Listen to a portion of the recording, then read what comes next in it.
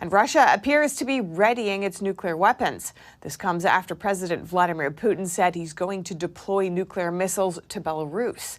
President Biden said Putin's announcement was a dangerous kind of talk.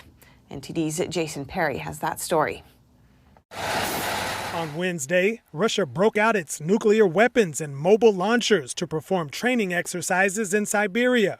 Russia's intercontinental ballistic missiles with nuclear warheads have a range of about 7,000 miles and could reach anywhere in the U.S. if fired from eastern Russia. This training comes after Russian President Vladimir Putin said on Saturday that Russia was going to deploy nuclear weapons to its neighboring country, Belarus. Here's John Kirby's reaction on Tuesday. We're watching this as best we can. We haven't seen any indications that Mr. Putin is leaning towards or getting closer to or indicating any preparations for the use of tactical nuclear weapons in Ukraine. And on Wednesday, President Biden said this when asked about Putin's plan to deploy nuclear weapons to Belarus. This is dangerous kind of talk, and it's worrisome.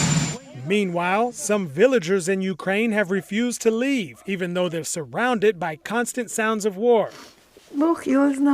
Only God knows. Only He can decide. You lie down to sleep, cover yourself, and start thinking, will you wake up the next morning or not? If you wake up, you thank God for it. And after visiting Ukrainian troops near the Russian border, Ukrainian President Vladimir Zelensky explained why Ukraine was fighting so intensely in Bakhmut. Because that will be victory for him.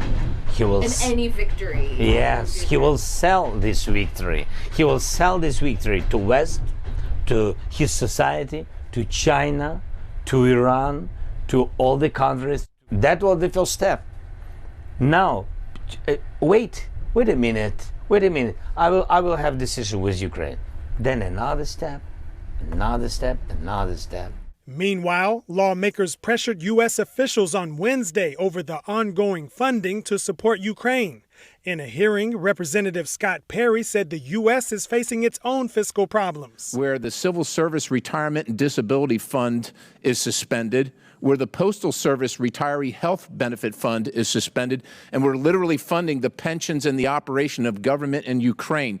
Zelensky added this about the support he receives from the U.S. The United States really understands that if they will stop, help us, we will not win. Jason Perry, NTD News.